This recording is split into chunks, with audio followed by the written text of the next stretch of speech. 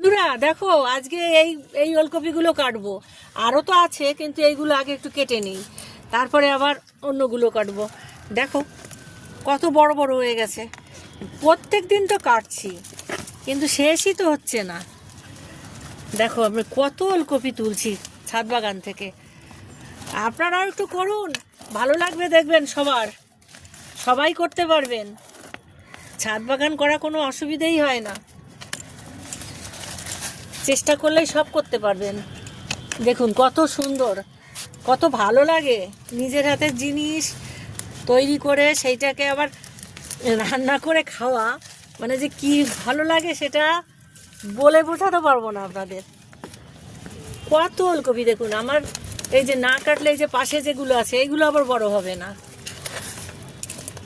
দেখেছেন কত ছোট ছোট টবে, কত সুন্দর হয়েছে।